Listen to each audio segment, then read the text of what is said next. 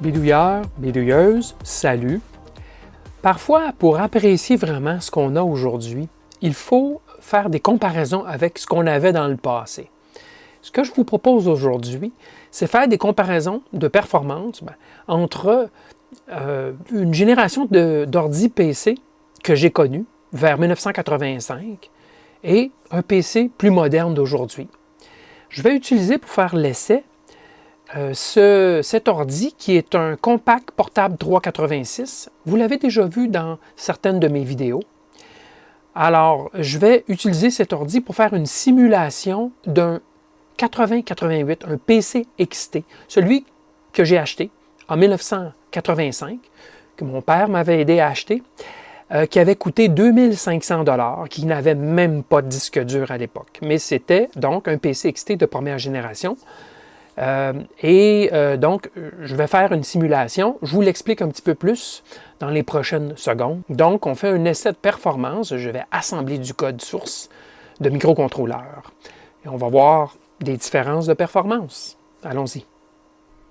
Alors, voici ce qu'on voit sur le compact portable 386. Je vais mettre sa vitesse d'exécution à 4 MHz, ce qui va simuler là, un ordi de première génération comme un 80-88, mais ça va même être plus rapide. Je vous le parle après. Là. Je vais lancer l'essai.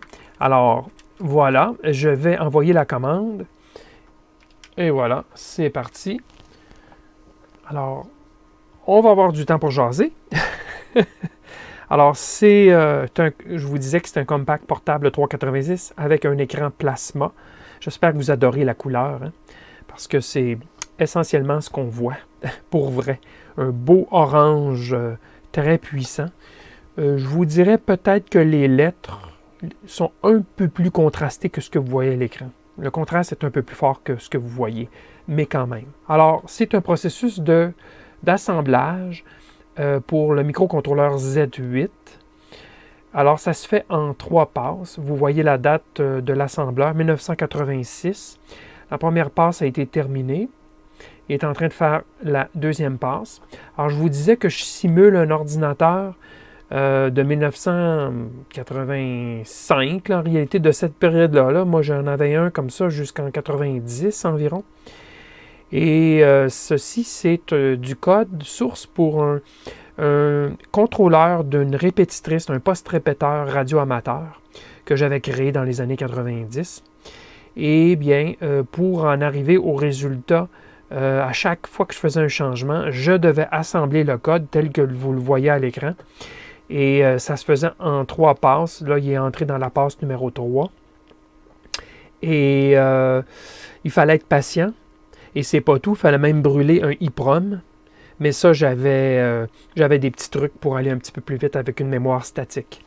Mais vous voyez le temps que ça prend, c'était très pénible. À chaque fois que je faisais une erreur ou que je voulais essayer une nouvelle chose, c'est ça. Je perdais un temps fou à attendre l'assemblage du code. On arrive à la fin dans quelques secondes. Clairement, la passe numéro 3, voilà. Alors, un peu moins de 2 minutes. C'est le temps que ça aurait pris. Alors maintenant, ce que je vais faire, c'est que je vais passer en mode 25 MHz. Je vais reprogrammer. Voilà. Là, le PC va rouler à sa pleine puissance un 386 SX25. Et c'est lancé. Et vous allez voir qu'à 25 MHz, avec un ordi de 1988, cette fois-ci 88-89, qui valait 14 000 $ à l'époque, c'était autrement plus rapide qu'avec le PC XT du processeur 80-88. Voilà, on est déjà dans la deuxième passe. Et vous voyez que c'est passablement plus rapide. Il n'y a pas de doute. On est rendu dans la troisième passe. Et on va voir le résultat très rapidement. Alors déjà, là, regardez la différence de temps qu'on sauvait dans... Bon, ici, on parle de 2 générations d'ordinateurs quand même, mais voyez à quelle rapidité ça s'est fait. Bien, c'est pas tout. Regardons maintenant un PC moderne. Alors, voici maintenant le même test sur mon PC à 4 cœurs i7, assez moderne, disons, qui date de quelques années. Et Vous pouvez retenir votre souffle parce que vous ne le retiendrez pas longtemps. 1, 2, 3, c'est parti. C'est terminé. Et voilà. Combien de fois? 3 fois? 4 fois? Ce qui prenait plus de 2 minutes avec un PC roulant à 4 MHz, ben, ça prend environ une demi-seconde pour compiler ça sur un PC moderne. Et là, c'est pas tout, c'est un seul cœur, évidemment.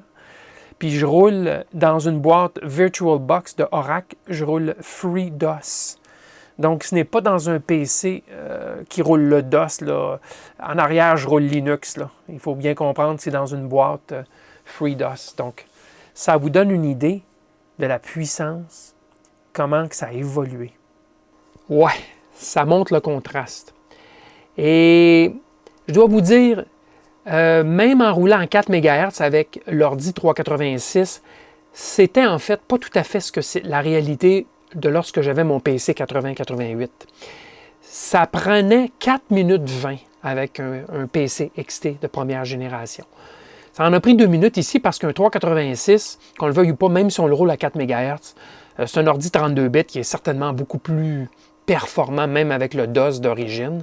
Donc, il va quelque chose comme 2 fois plus rapide. En réalité, c'était 4 minutes 20. Donc, de 4 minutes 20 à une demi-seconde.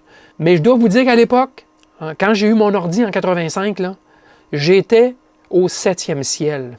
Alors, tout est relatif. Merci et à la prochaine.